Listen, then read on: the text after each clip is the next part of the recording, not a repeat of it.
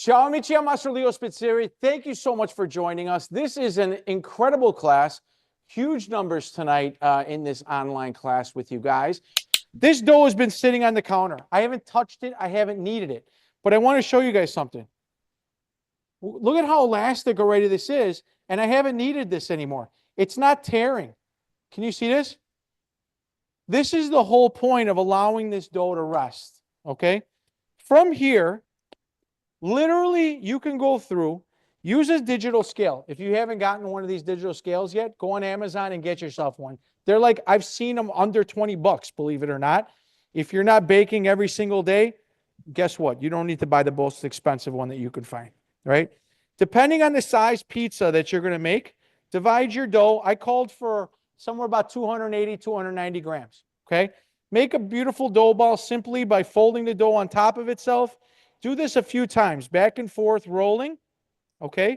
The idea is that the sides that are open and the top are not disturbed, right? So the opening is going to go to the opposite opening, but I'm not touching the top of this.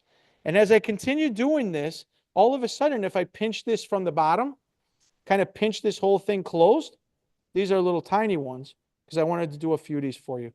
All of a sudden, you got a really nice dough ball that's got some resistance to it. This would go into an individual container with a lid, put a little bit of oil inside over here, and then when you're done, take the lid, put it on, and put this into the refrigerator, right? This needs to stay in the refrigerator overnight, okay? Next day when you come back, it's going to be nice and proofed. It'll be bigger, right? And I'm going to show you the spot that we're in here now in a second. I did a video, actually Daniel did a video over here where he showed a technique, and then a lot of trolls gave me a lot of nonsense because I'm showing you guys a technique to be successful. And what I said was, take the ends, make this square, right? Make this piece of dough square. Take the two ends opposite from each other and fold them in, okay? Looks kind of like a kolache. Take these two ends, fold them in. Now we're back to a square. Guess what? Take these two ends opposite each other, fold them in, and then take these two ends and fold them in.